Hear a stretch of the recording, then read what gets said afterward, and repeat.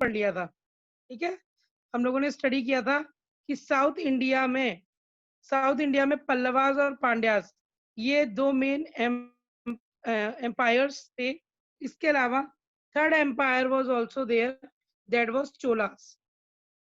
Okay, third empire was Cholas, and Cholas established a very powerful empire in the South India. Cholas ने एक बहुत ही powerful empire south India में establish किया, इसीलिए इनको imperial Cholas भी बोला जाता है। ओके, इंपीरियल चोलास बोला जाता है चोलास को, क्योंकि इन्होंने एक बहुत स्ट्रॉन्ग एम्पायर, एक बहुत बड़ा एम्पायर साउथ इंडिया में स्टेब्लिश किया, ठीक है। They ruled in south India for nearly 4 centuries. इन लोगों ने 400 साल तक के करीब इन्होंने साउथ इंडिया में रूल किया। तो सोचिए आप कितना शक्तिशाली, पावरफुल इनका राज्य रहा होगा ना। 400 ईयर्स तक इन्होंने साउथ इंडिया में रूल किया। ओके, इनकी जो मेन कैपिटल थी वो थी तंजौर, जिसे आज हम लोग बोलते हैं तंजौर। अभी TANJORE है, तंजौर। ओके, पुराना नाम उसका तंजौर था, तो THANJAVUR ये स्पेलिंग थी उसकी। ओके, चोलास रूलर्स में सबसे पहले रूलर्स थे विजयलया भी बोल सकते हो आप उन्हें। 846 सेंचुरी में उनका जन्म हुआ, 871 सेंचुरी में उनकी डेथ हुई। Okay, Vijayalaya was the first ruler of Chola kingdoms. He ruled the region north of river Kaveri. जितना भी कावेरी के नॉर्थ का, कावेरी रिवर के नॉर्थ का जो हिस्सा है, यानी आप कह सकते हो कृष्णा और कावेरी के बीच, नर्मदा और कावेरी के बीच का जो हिस्सा है, वो पूरे हिस्से पर इन्होंने रूल किया। ओके, इसके बाद इनके जो रूलर्स थे उसमें से प्रांत का वन, ये राजा का नाम है प्रांत का वन, इन्होंने मदुरई के ऊपर कब्जा कर लिया। मदुरई के ऊपर पहले पांड्यास का रूल था। Who is speaking? Anuchar video on करिए अपनी। Nobody will off their videos. Okay, Akash Shikarwar, your video is also off. Okay. तो जो प्रांत का फर्स्ट थे उन्होंने मदुरई के ऊपर कब्जा कर लिया। Madurai was the capital of Pandyas. Madurai में पांड्या जो रूलर्स थे साउथ के, उनका रूल था, ठीक है। यहाँ पर he was however defeated by the Rashtrakuta king. जो प्रांत का फर्स्ट जो राजा था उसको राष्ट्रकूटा राजा कृष्णा सेकंड ने हरा दिया। ओके, इनकी बैटल हुई थी, बैटल ऑफ टेकुलम 949 ईस्वी में, सेंचुरी में। टेकुलम एक जगह है जहां पर इनकी बैटल हुई और वहां पे कृष्णा थर्ड ने प्रांत का फर्स्ट को हरा दिया। ओके, राजा राजा यस बेटा। मैं आप कौन सा चैप्टर पढ़ा रही हूँ? मैं आज अभी आया हूँ क्लास में। Saransh, you know that recording was going on, so you do not have to unmute yourself. तो आप बेटा फॉलो क्यों नहीं करते हो चीजों को? You are late in the class and now you are disturbing the class. Chapter 2 of history, page number 115. Okay, Yadavi Anshul Jindal अपने वीडियोस ऑन करिए और प्रॉपरली बैठिए। Raja Raja Chola and Rajendra Chola made the Cholas the greatest power of south India. Cholas राजा में सबसे powerful जो दो राजा थे उनका नाम था राजा Raja Chola and Rajendra Chola. Okay, Raja Raja चोला और राजेंद्र चोला ने साउथ इंडिया में चोला किंगडम को बहुत ज्यादा पावरफुल बनाया।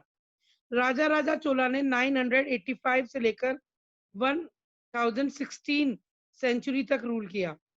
तो हम राजा राजा चोला के बारे में स्टडी करेंगे पहले। राजा राजा चोला को राजा राजा फर्स्ट भी बोला जाता था। ओके, राजा राजा चोला का नाम राजा राजा फर्स्ट भी है, ध्यान रखिएगा। He was a brilliant commander, वो एक बहुत अच्छे कमांडर थे। He defeated Pandyas and Cheras, इन्होंने पांड्याज और चेरा को हराया and he built a strong navy to control trade along the coastal areas. इन्होंने बहुत स्ट्रॉन्ग नेवी, नेवी जो आर्मी होती है, नेवी को इन्होंने बनाया, अपना नेवी इन्होंने बिल्डअप करी, जिसने की पूरे कोस्टल एरियाज को कैप्चर किया और जिससे इनको व्यापार करने में मदद मिली। Okay, Chola fleet captured parts of Ceylon and the Maldives island. Chola fleet मतलब होता है चोला, चोला जो सेना है, फ्लीट को सेना को बोला गया है। ओके, चोला सेनाओं ने पूरी श्रीलंका, जिसका पुराना नाम सिलोन है, ओके, श्रीलंका को कब्जा कर लिया।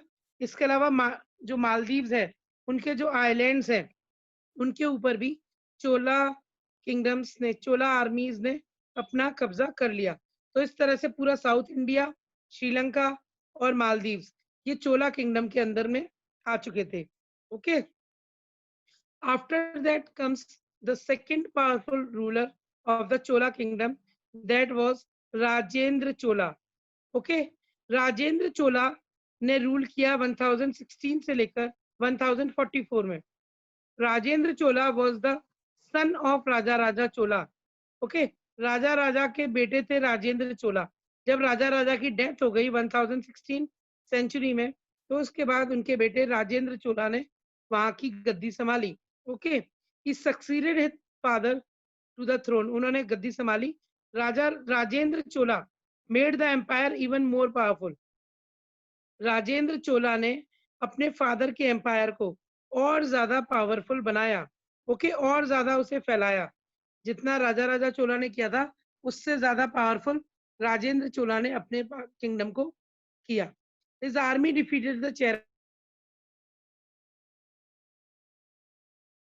चालुक्यास को हराया और उसके बाद वेस्ट बंगाल की तरफ इन्होंने रुख किया, यानी इनकी आर्मी वेस्ट बंगाल को के ऊपर हमला करने के लिए आगे बढ़ी, जहां पर जाकर इन्होंने पालास को हराया। ओके, तो इस तरह से इन्होंने पूरा south India plus West Bengal इस पर कब्जा कर लिया। After his victory, Rajendra Chola की विक्ट्री के बाद में राजेंद्र चोला कॉल्ड हिमसेल्फ गंगाई कोंडा चोला। उन्होंने अपने आप को, मतलब जैसे बोलते हैं ना महाराज धीराज, इस तरह से बड़े बड़े टाइटल्स के साथ राजा महाराजाओं को बुलाया जाता था ना, और शक्तिशाली, इस तरह से।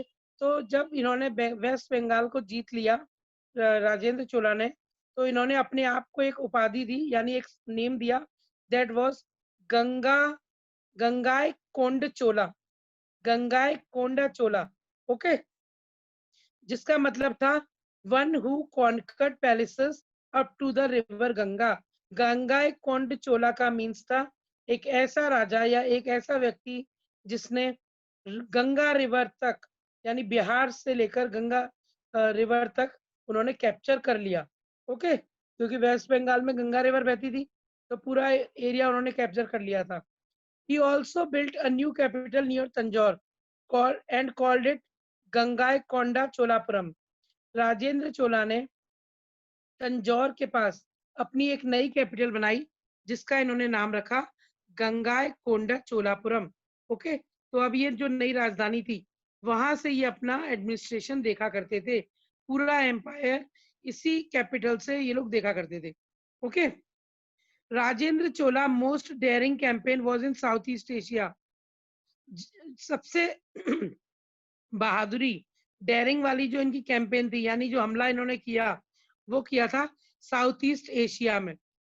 फॉर सेंचुरीज, बहुत टाइम तक ऐसा था, कई सदियों तक ऐसा रहा कि जो इंडियन मर्चेंट्स थे, वो लोग साउथ ईस्ट एशिया के बहुत सारे इलाकों के साथ व्यापार करते थे। ओके, इसके अलावा जो साउथ चाइना था, उसके साथ भी हम लोग काफी टाइम से इंडियन मर्चेंट्स व्यापार करते रहते थे। तो Indian ships had to pass through the straits of Molucca. जितनी भी इंडियन शिप्स साउथ चाइना या फिर साउथ ईस्ट एशिया में व्यापार करने के लिए जाती थी, उन सभी शिप्स को मोलुका राज्य था एक, मोलुका से होकर जाना पड़ता था।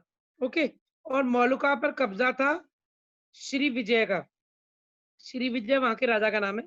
तो मोलुका के ऊपर श्री विजय का हम कैप्चर कर रखी थी उसने मोलुका को। Okay, so merchants of Srivijaya did not allow Indian ships and merchants to sail in this region.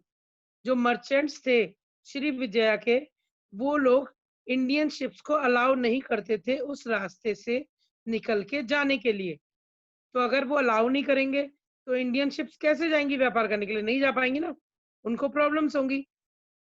तो इसीलिए राजेंद्र चोला ने मलुका के ऊपर हमला किया और उसके बाद उसको अपने कैप्चर में कर लिया था। Many of these merchants were from the Chola kingdom. बहुत सारे ऐसे व्यापारी जो व्यापार करने के लिए साउथ ईस्ट एशिया जाया करते थे या चाइना जाया करते थे, तो उसमें से बहुत सारे मर्चेंट्स कौन थे? चोला किंगडम्स के थे। ठीक है, और जब इन्होंने देखा कि इनका रास्ता रोका जा रहा है और चाइनीज इनको परमिशन नहीं दे रहे हैं, तो इन्होंने राजेंद्र चोला से डिमांड करी हेल्प की कि वो उनको हेल्प करे। ठीक है, इसके बाद Rajendra Chola sent his fleet and defeated Sri Vijaya king. Rajendra Chola ने इसके बाद अपनी फ्लीट यानी अपनी सेना वहां मलुका भेजी और उसके बाद उन्होंने श्री विजय राजा को हरा दिया। ओके, युद्ध में वॉर हुआ उनके बीच में जिसमें कि वो हार गए। Praveen mute your mic, Praveen mute your mic. After that so that इसके बाद जो साउथ ईस्ट एशिया थी उसके साथ में व्यापार और सदर्न चाइना के साथ व्यापार स्टार्ट हो पाया। जो ट्रेड थी वो कब शुरू हो पाई? जब मलुका के ऊपर चोला राजाओं ने कब्जा कर लिया, उसके बाद वहां पर व्यापार अच्छे से शुरू हो पाया। और इसके बाद में चोला किंगडम बहुत ज्यादा वेल्दी हो गया। वेल्दी मीन्स वहां पर बहुत समृद्धि आई, व्यापार से तरक्की हुई इस राज्य की। ओके, पैसा आया, लोगों को मौका मिला नए नए व्यापार करने का।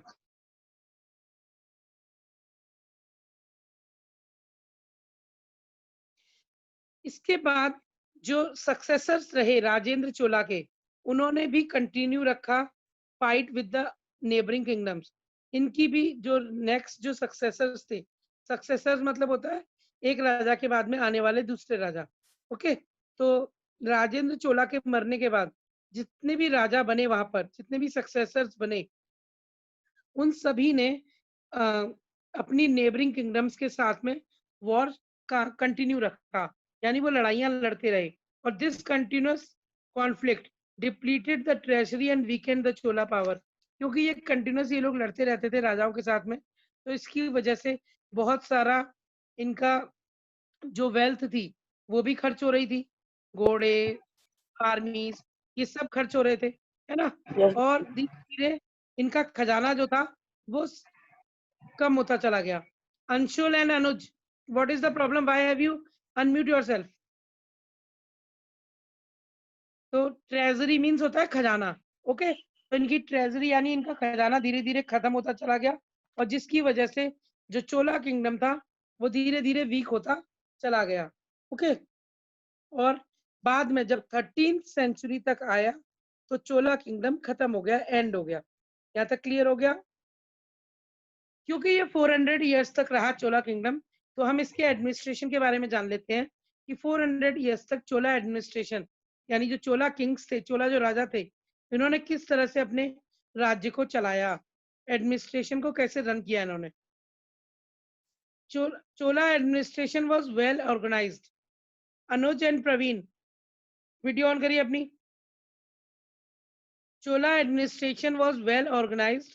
The king was the head of Chola kingdom का जो हेड होते थे वो कौन होते थे? किंग। ठीक है, और किंग के बाद में डिफरेंट टाइप्स ऑफ मिनिस्टर्स होते थे जो कि किंग को असिस्ट किया करते थे। And they had a very efficient armed forces. बहुत एफिशिएंट आर्म फोर्सेस होती थी जिसके अंदर cavalry, infantry, elephants and a good navy इसके अंदर आती थी। यानी बहुत अच्छे हथियार, औजार इनके पास थे। इन्फेंट्री मींस एक बहुत अच्छी सेना जो कि पैदल चला करती थी, वो होती थी। एलिफेंट्स, घोड़े, ये सब होते थे। ठीक है, और एक अच्छी नेवी जो कि कोस्टल एरियाज की रक्षा करती थी। तो इस तरह से एडमिनिस्ट्रेशन बहुत वेल ऑर्गेनाइज था। एम्पायर को यानी पूरे राज्य को डिवाइड किया गया था मंडलम और वलंडस में। मंडलम्स क्या होते हैं? मंडलम्स होते हैं प्रांत, जिसे इंग्लिश में बोलते हैं प्रोविनेंस, ओके। और वेलेंडर्स होते हैं डिस्ट्रिक्ट्स, जैसे आगरा इज अ डिस्ट्रिक्ट। तो इस तरह से उनको डिवाइड किया गया था उन्होंने पूरे एम्पायर को, ठीक है। इस तरह के डिवीजन से मदद मिलती थी पूरे के पूरे, क्योंकि इतना बड़ा एम्पायर है, वेस्ट बंगाल तक फैला हुआ था, तो पूरे एम्पायर को अच्छे से रन करने में बहुत ज्यादा हेल्प मिलती थी, ओके। जिसके अंदर बहुत सारे विलेजेस आते थे, वेलेंडर्स के अंदर बहुत सारे विलेजेस कंसिस्ट होते थे। The administration was carried out by the village assemblies called उर। विलेजेस के अंदर जो एडमिनिस्ट्रेशन था वो उर के द्वारा देखा जाता था। उर क्या होता था? उर होता था विलेज असेंबली, जिसके अंदर कुछ लोग ग्रुप, जैसे आज होती है ना पंचायत होती है जिसके अंदर 5 मेंबर्स होते हैं, तो सेम इसी तरह से कुछ लोगों का ग्रुप होता था जिसे कहते थे उर, ठीक है। उसके बाद सभा और नगरम, जैसे आप आज भी आप लोग देखते हो नगर पालिका होती है ना, सिटी मजिस्ट्रेट्स वगैरह होते हैं, तो उनका काम होता है ना पूरे सिटी को देखना। तो इसी तरह से जो विलेजेस थे उसको उर देखता था, और इसके बाद सभा और नगरम, ये लोग लुक आफ्टर करते थे पूरे एडमिनिस्ट्रेशन को विलेज असेंबलीज के। उर वाज द विलेज असेंबली, सभा was the assembly of learn people. अब सभा, उर तो विलेज असेंबली होती थी, ठीक है, जिसके अंदर कुछ लोग ग्रुप है लोगों का। अब सभा क्या होती थी? सभा एक ऐसे लोगों का ग्रुप होता था जो कि लर्न पीपल होते हैं। लर्न मतलब अच्छे खासे पढ़े लिखे, और अपनी उन्हें बहुत अच्छी नॉलेज होती थी, ठीक है। Nagaram consist of merchants, traders and artisans. जो नगरम होते थे, नगरम के अंदर व्यापारी, ट्रेड्स और बड़े बड़े व्यापारी, शॉपकीपर्स भी आते थे, आर्टिशियंस भी आते थे, ठीक है। मर्चेंट्स बड़े व्यापारी, ट्रेडर्स छोटे व्यापारी, और आर्टिशियंस कौन हो गए? जो चीजें बनाया करते थे, जैसे मूर्तिकार, कुम्हार, सुनार, इस तरह के, okay. This is good, this is evident to show that they had a good local self government. तो इसको देखकर हमें ये पता चलता है, और सभा और नगरम को देखकर, कि एडमिनिस्ट्रेशन के अंदर एक अच्छी लोकल सेल्फ गवर्नमेंट उस समय पर काम करती थी, okay. And the Uttara mayor inscriptions give detail of the Chola administration. हमें इनके एडमिनिस्ट्रेशन के बारे में इतनी सेंचुरीज पहले के बारे में कैसे पता चलता है? हमें चोला किंगडम के बारे में पता चलता है उत्तरा मिरर से। उत्तरा मिरर इंस्क्रिप्शंस हैं जो कि पत्थरों के ऊपर लिखी गई हैं, तो उनसे हमें इनके बारे में पता चलता है, ओके, कि किस तरह का एडमिनिस्ट्रेशन साउथ इंडिया में चोलास के द्वारा रन किया जाता था। After that we will study about the Chola society. Chola society कैसी थी, यानी समाज किस तरह से बना हुआ था? चोला society was divided among the various caste। और ये कास्ट जो था ये उनके वर्ग के ऊपर था, जो जिस तरह का काम करता था उस तरह के वर्क के अकॉर्डिंग उनकी सोसाइटी या उनको कास्ट वाइज बांटा गया था, ओके। तो जिसमें सबसे टॉप पर आते थे ब्राह्मण्स। जो ब्राह्मण्स थे, they were respected a lot as they were learn. Brahmins का बहुत रिस्पेक्ट होता था चोला एडमिनिस्ट्रेशन में, क्योंकि ये लोग पढ़े लिखे लोग थे, ओके। ये सभी ज्ञानी थे। उसके बाद नेक्स्ट आते थे merchants. Merchants were respected because of their wealth. Merchants का रिस्पेक्ट क्यों होता था?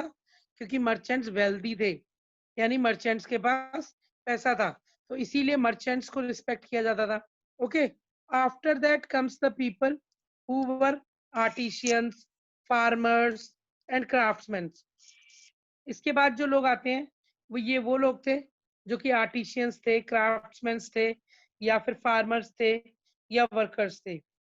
और ध्यान रखो, वुमेन्स को भी बहुत ज्यादा ऑनर इस सोसाइटी में मिलता था, ओके। वुमेन्स को बहुत ज्यादा रिस्पेक्ट दिया जाता था चोला डायनेस्टी के अंदर,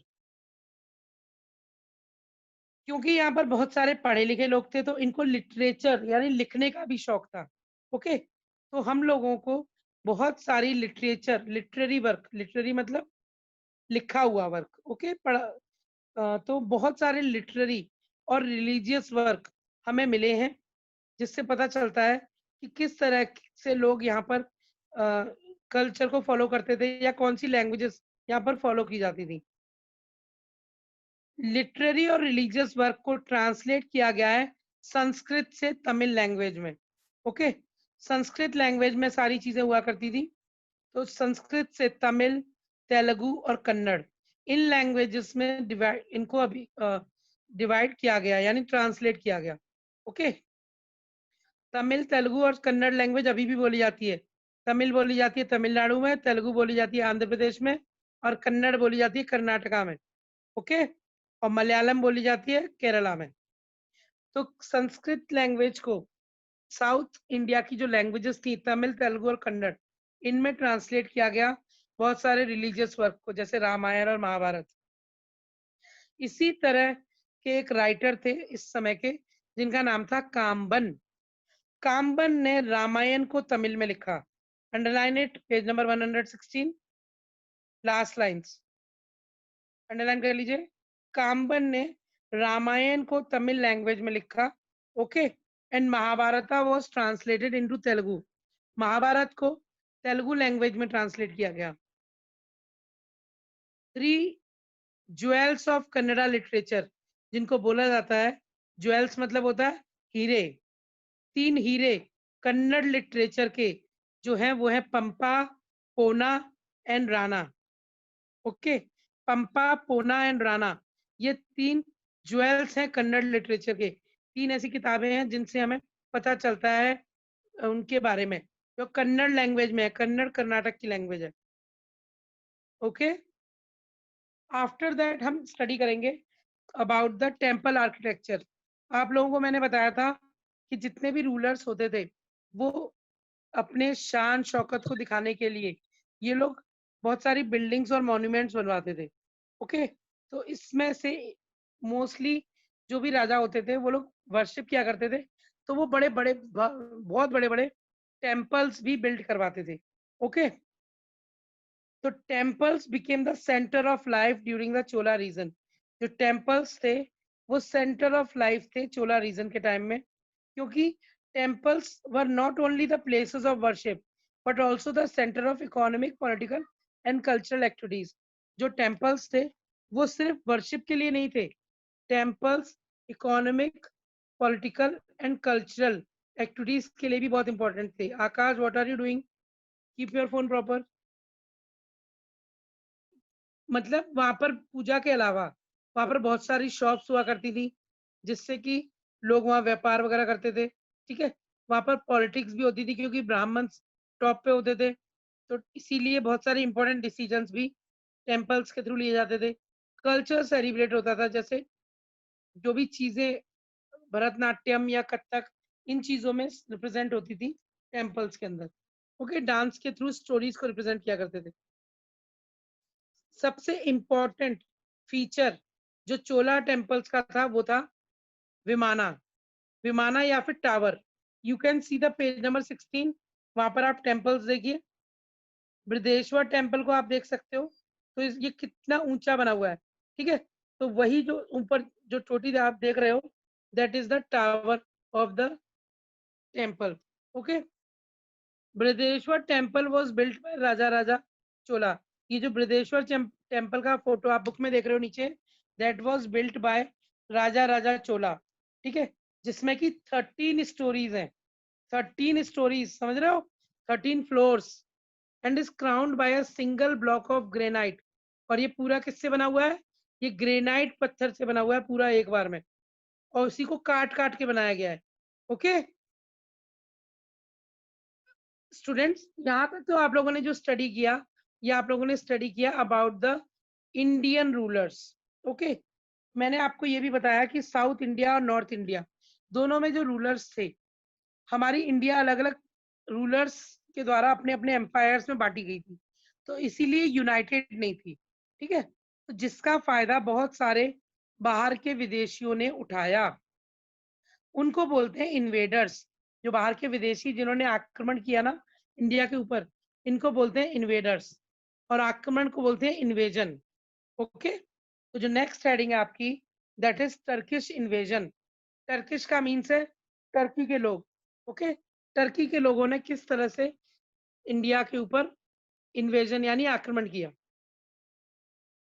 स्टूडेंट्स इंडिया के अंदर जितने भी राजपूत रूलर्स थे या चौहान्स थे या जाट्स थे, वो सब आपस में लड़ने में बिजी थे, है ना। और उन लोगों को नहीं पता था कि कोई विदेशी हमारे देश पर आक्रमण कर रहा है। तो क्योंकि राजपूत्स वर caught unaware by the Turk and Afghan who invaded India towards the end of 10th century AD। जब टर्किश और अफगान ने इंडिया पर हमला किया 10th सेंचुरी में, उस समय पर राजपूत्स को नहीं पता था कि ऐसा कुछ होने वाला है। तो टर्किश और अफगान्स एक साथ इंडिया में आए थ्रू द माउंटेन पासेस। हमारे जो हिमालयाज हैं उनके बीच में जो पासेस है, मींस जो रास्ते हैं, उन रास्तों से टर्किश और अफगान इंडिया में आए। ओके, और जब इंडिया में ये आए तो इन्होंने इंडिया में आके अपना शासन नहीं जमाया। इन्होंने क्या किया, जो भी चीजें मिली, सोना चांदी हीरे जवाहरात, ये सब लूट के ले गए। ओके, तो इसी तरह के इन्वेडर्स के बारे में हम लोग स्टडी करेंगे। सबसे पहले आए गजनविट्स। गजनविट्स गजनी से आए थे, जो कि अफगानिस्तान में है। इसलिए अभी जो आप इन्वेडर्स के बारे में स्टडी करोगे तो एक तो टर्की से आने वाले लोगों के बारे में पढ़ोगे और एक पढ़ोगे गजनी से आने वाले। गजनी अफगानिस्तान में था, ठीक है। अफगानिस्तान अभी हमारी नेबरिंग कंट्रीज है ना, तो वहां से आए थे। अराउंड 1000 ऑनवर्ड्स, यानी 1000 सेंचुरी के ऑनवर्ड्स बहुत सारे इन्वर्डर्स इंडिया में आए और वो north east north west mountain में जो पासेस हैं वहां से आए। तो इसी तरह का एक रूलर था जिसका नाम था महमूद गजनी। ओके, महमूद गजनी सबसे पहले इंडिया में आया जमीनी रास्ते से। ओके, महमूद गजनी गजनी का रूलर था। गजनी मींस अफगानिस्तान में एक प्लेस है गजनी। ओके, वो वहां का रूलर था और वो चाहता था कि उसको एक बहुत बड़ी आर्मी मिले ताकि वो गजनी को बहुत पावरफुल राज्य बना सके, ठीक है। तो इसी की तलाश में उसने सुना हुआ था कहीं से कि इंडिया एक ऐसा राज्य देश है जिसमें बहुत सारा सोना हीरे जवाहरात है और वो बहुत धनवान देश है, ठीक है। तो गजनी धीरे धीरे इन्वेड करता हुआ यानी आक्रमण करता हुआ हमारी इंडिया में घुस गया नॉर्थ वेस्ट से। जब वो इंडिया में आया तो उसने डिसाइड किया कि वो जितना भी पैसा है, जितनी भी मनी है, वो सब यहाँ से कलेक्ट करके वापस गजनी लेके जाएगा और वहां पर उस अपनी राज्य को, अपने गजनी को वो और ज्यादा बढ़ाएगा, ठीक है। तो गजनी ने 1000 से लेकर 1026 यानी 26 साल तक वो इंडिया में आता रहा और वो 17 बार इंडिया में आया। कितनी बार आक्रमण किया उसने इंडिया पे? 17 टाइम्स। ओके, 26 साल तक उसने रूल किया जिसमें 17 टाइम्स उसने इंडिया पे आक्रमण किया। सबसे पहले जब उसने आक्रमण किया तो उसने आक्रमण किया पंजाब में हिंदू शाही रूलर्स के ऊपर, ओके, जो कि पंजाबीज थे। वहां पर उसने जयपाल और आनंदपाल, ये जो राजा थे, इन दोनों को हराया। जयपाल और आनंदपाल, इन दोनों राजाओं को हराया और इनसे ट्रिब्यूट लिया। ट्रिब्यूट मींस पैसा लिया। ओके, एक सेकेंड।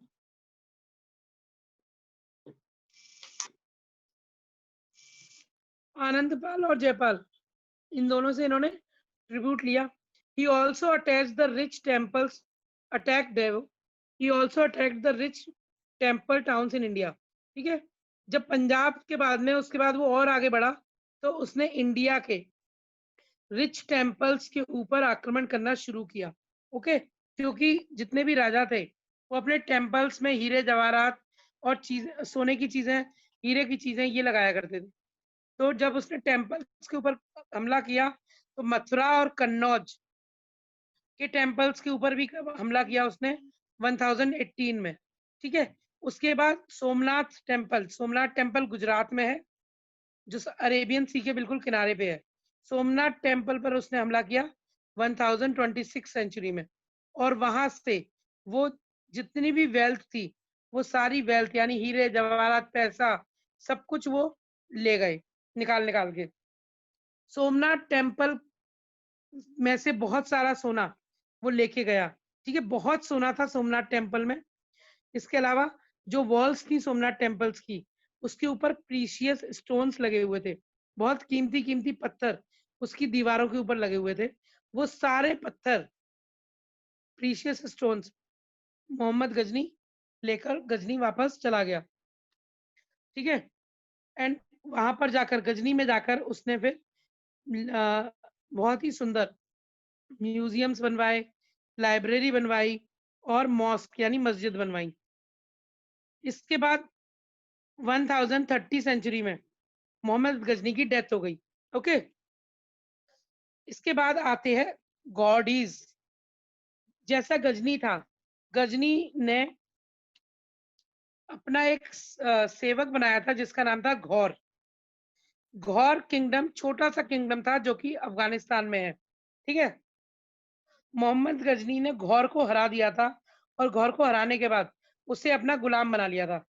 ओके। जब मोहम्मद गजनी की डेथ हो गई, उसके बाद मोइजुद्दीन मोहम्मद को मोहम्मद गौरी भी बोलते हैं। मोहम्मद गौरी या फिर मोइजुद्दीन मोहम्मद ने घौर को आजाद करवा दिया, उसकी हेल्प करी और उसने अपना इंडिपेंडेंट किंगडम बना लिया। ओके। घौर ने वापस से जो गजनी टेरिटरीज जो कि गजनी ने छीन ली थी, वो सारी टेरिटरीज घौर ने वापस अपने अंडर ले ली। ठीक है। इसके बाद उस जगह पर गजनी की जगह पर मोहम्मद गौर वो रूल करता रहा। वो भी इंडिया आया, उसने भी यहाँ से बहुत सारी वेल्थ छीनी, लूटी। Okay. After that next comes the Mohammad Ghori. बेटा मोहम्मद गौरी ने 1162 से लेकर 1206 तक इंडिया में रूल किया। Okay. Mohammad Ghori was a general under the Ghori dynasty. Mohammad Ghori जो घोर थे, उनकी रूल के टाइम पर वो जनरल थे यानी सेनापति थे उनकी सेना में। When the Ghazni started weakening, जब गजनीज वीक होना शुरू हो गए, तो Ghoris declared their independent kingdom in AD 1160। तो घोरीज ने अपना इंडिपेंडेंट किंगडम घोषित कर दिया। इसके बाद 1173 में Mohammad Ghori became the governor of the province of Ghazni. जो घोरी थे वो मोहम्मद गौरी जो था उसने 1173 में अपने आप को वहां का रूलर घोषित कर दिया। ओके। वो खुद वहां का राजा बन गया। Then he conquered Multan. उसके बाद जो पाकिस्तान में जगह आती है, मुल्तान, पेशावर, लाहौर, वो उस समय तो इंडिया का ही हिस्सा थी, लेकिन आज पाकिस्तान में है वो। तो उन प्लेसेस को उसने अपने कब्जे में ले लिया। That brought him into conflict with Prithviraj Chauhan. और क्योंकि उसने पेशावर, मुल्तान इन जगह पे कब्जा किया, जिसकी वजह से पृथ्वीराज चौहान जो कि दिल्ली में थे, उनके साथ उनकी लड़ाई हुई। ठीक है। He inflicted a crushing defeat on Prithviraj in the second battle of Tarain. ये मैंने